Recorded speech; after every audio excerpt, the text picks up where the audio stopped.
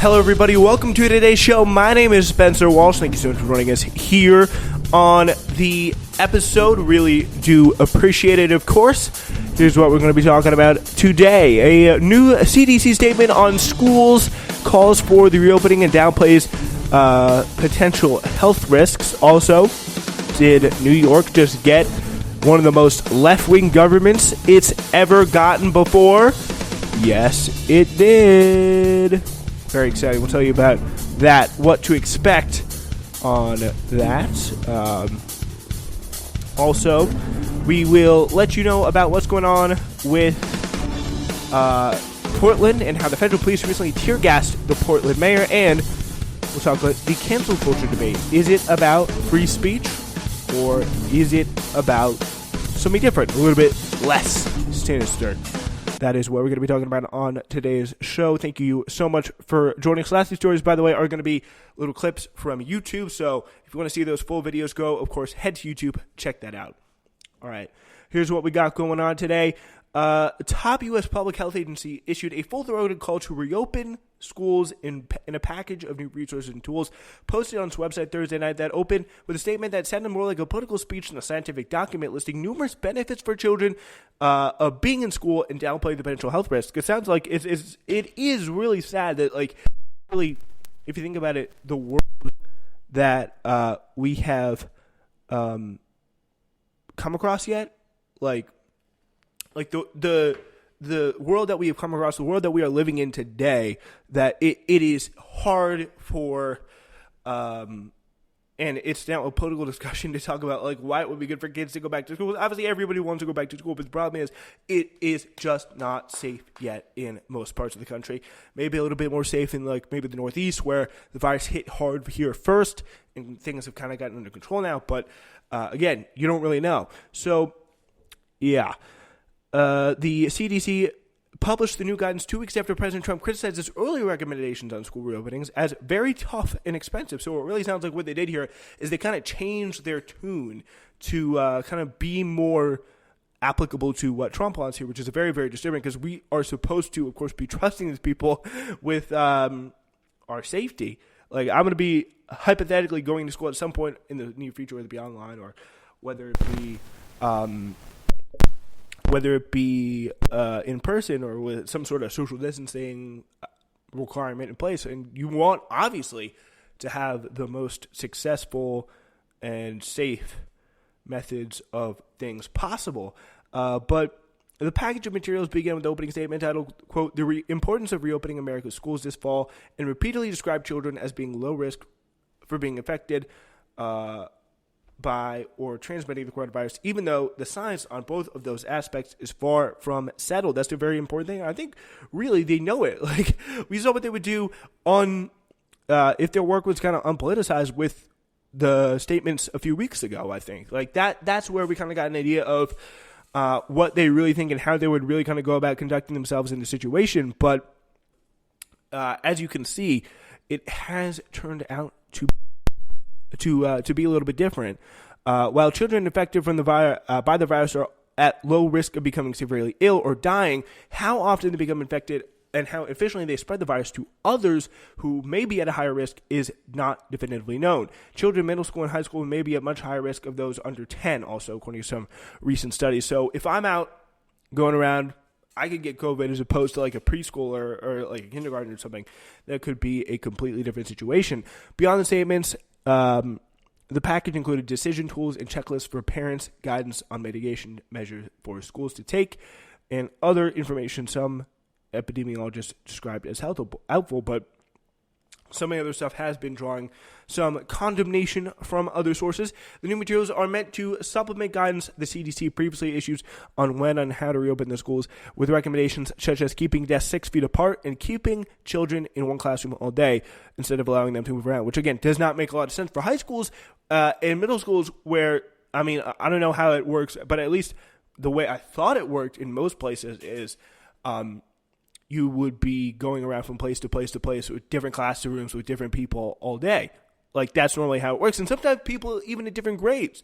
So that is a big part of it. The new statement released Thursday is a stark departure from the 69-page document obtained by the New York Times earlier this month, marked for internal use only, which was intended for the federal public health response teams to have as they are deployed to hotspots around the country. They're often classified as highest risk, the full reopening of schools, and its suggestion for mitigating the risk of school reopenings would be expensive and difficult for many districts, likely broad testing of students and faculty and contact tracing to find people exposed to infect a student or teacher.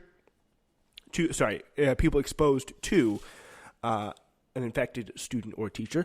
An AP NORC poll found this week that most Americans said they were very or extremely concerned that reopening K-12 schools for in-person instruction would contribute to spreading the virus. Like, obviously it would. And I think the fact is that we are seeing time and time again that people, like, especially Republicans, have said, like, yeah, people are going to die. People are going to get it. Of course they are. But schools need to be open because parents need to get back to work. They need to be productive. Like, let's start the engine. Let's get started. Let's open up that mouth again.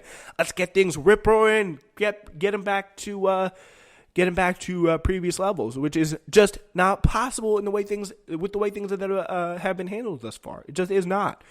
Altogether, 80% of Republicans, 80% of respondents said they were at least somewhat concerned, including more than 3 in 5 Republicans. So, what is 3 in 5 Republicans as a percent? Oh, it's 60%. So more than 60% of Republicans. That's a completely it's a pretty significant margin of people who were at least concerned of what is going to happen here. So we're taking a look at some of the other things going on today, including as we see more and more results from the elections, big wins for the progressive left in one state, that's New York. A slew of progressive challengers upset entrenched incumbents in the New York legislature in recent Democratic primary, cementing their movement's influence in Albany and making it likely the state government will become one of the most liberal, if not the most liberal in the nation, because there are not just people who are like, you know what we should do? We should put a gay flag in front of the Capitol building. Like, no, these are not kind of identity politics people who are much more focused on, again, as I said, the kind of bare bones, like structural things that just kind of look good, like those kind of things. But there are really people who are focused on like real economic and social justice. So it's really, really cool to see these people have so much electoral success. The results have been held up for weeks because of delays caused by the coronavirus outbreak, set up potential clashes between an emboldened legislature eager to push priorities of the left and Governor Andrew Cuomo, who is decidedly not on the left and has played many, many dirty tricks against the left and really they tried to get Bernie Sanders off the ballot in New York. Like, he'll be smiling, talking about, we like facts here in New York. And at the same time, just playing completely like NYC machine style political tricks to get these people and get the left pushed away. And really, I mean, I think really what we are looking at right now is, other than Cuomo, other than some people still standing, the New York City machine, really over the course of the last 2 years, has been utterly decimated. It started with Alexandria Ocasio-Cortez and finished right here in 2020 with just defeat after defeat. It started, of course, another big factor was, of course, the Independent Democratic Caucus, which was the Democrats who kind of caucused as Republicans who were deeply, deeply entrenched, powerful politicians that were almost all defeated by like a lot of DSA members even in 2018. And now that's really kind of finished off with Jamal Bowman and the great results that we see here. So let's find out a little bit more about them. Most resonant symbol of the new wave was its defeat of Assemblyman Joseph R. Lentil of Brooklyn, a Democratic stalwart and chair of the powerful Codes Committee, who had served 24 terms after being first elected in 1972. Wow, so that's, 48 years. Wow. Mr. Lentil, 77, conceded on Wednesday to Emily Gallagher, a community activist from Greenpoint. Shout out to Emily Gallagher. The primary wins have the newcomers and their legislative allies dreaming of passing bills like criminal justice reform, affordable housing, and tax increases on the very wealthy, and especially they can do a lot with the New York City real estate scene, just reining that in. Of course, they're going to be tasked with really regulating Wall Street in a very, very big way.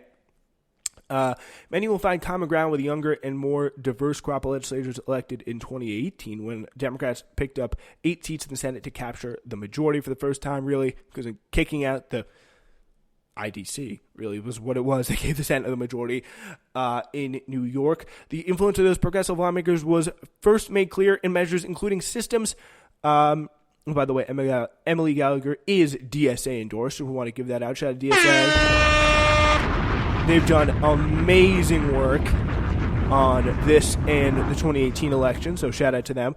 But Zohran Mamadi is another one, 29-year-old housing counselor and Democratic socialist who defeated Assemblywoman Avrela Simotis of Queens, said in an interview that there was no question that the primary results would change the nature of the assembly. How much, he asked? That is what we're going to show in the next year. The primary results continue to run of success for insurgent left-wing candidates for legislative and congressional races, including the victory of Jamal Bowman over Representative Elliot Engel, also declared last week, and also signaling a high watermark for the DSA, Democratic Socialist America, whose candidates won 5 primary races and firmly established themselves as an electoral force in New York City and inside the Democratic Party. Like, the DSA, they're young, they're very, very passionate. They're activists, and they're not really that big, but they're here to stay. And right now, the trend is they will only continue to grow and grow and grow.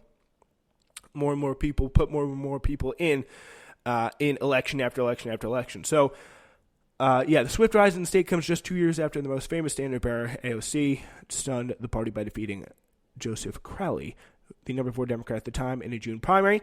Lentil is actually endorsed by the Working Families Party, a progressive labor-backed organization, which is, again, probably one of the big things. They can, and of course, they also endorsed Crowley. They also endorsed Warren over AOC and Bernie. So they're not really entirely disconnected from the machine elements of New York City politics and the establishment elements of New York City politics, but they can definitely be, I think, a reliable ally and people who are definitely interesting and good to turn to in times where you want to see real change in New York City. I mean, they're mostly powerful in New York, not really anywhere else, but I think one other state too. But other than that, they're not really much other places. But he spent more money than any other incumbent facing a challenge, Lentil did. He acknowledged that his district in North Brooklyn, which includes Williamsburg and Greenpoint, has undergone profound changes in the last decades. A lot of millennials who moved into the district didn't know who I was, he said, saying he should have done a better job introducing himself to voters, a proposition, of course, made more difficult by coronavirus. He played a central role in a passage of a series of criminal procedures in the recent years, including 2017 law that raised the age of criminal responsibility to 18, a major victory for those seeking reforms. Previously, New York had been one of the just 2 states to treat defendants as young as 16 as adults in criminal court, a system that has been criticized for exposing young offenders in harsh conditions in jails. It was a tough race, he said. I gave it everything I had, and she won. Gallagher is a Democratic socialist who did not see the DSA endorsement. Oh, I apologize. My mistake. Had little institutional backing. Said she hoped the insurgent wins this cycle would inject more transparency into the way policy is crafted, and Albany encouraged legislators to lean into more liberal legislation. So that shouldn't be a very hard thing. So after Avrela Simotis, I like this, after Simotis, first Greek-American woman elected to the assembly, was a relative newcomer in Albany, having served 5 terms in a city where members' tenures date to the 1970s, like Lentils did. After she conceded on Wednesday, Mamdani, a Muslim who was born in Uganda, celebrated his victory on Twitter with a 2-word summation of his political base. Socialism won, he wrote. Woohoo! Yeah. The multiple defeats of incumbents also seem to demonstrate the weakened sway of Carl E. Heastie, the Speaker of the Assembly, who oversees the overwhelming Democratic majority in Albany's lower chamber and steered hundreds of thousands of dollars into campaign coffers of the most vulnerable incumbents. And they were vulnerable in that they were being challenged by leftists, not really Republicans. Hank Scheinkoff, a veteran Democratic political consultant, said the rejection of so many sitting assembly members was a surprise considering Heastie, like the Speaker in 2015, and earned a reputation as fiercely protective of his conference. So, let's see. Really, things are changing in New York. That is a good sign for sure. Primary results also in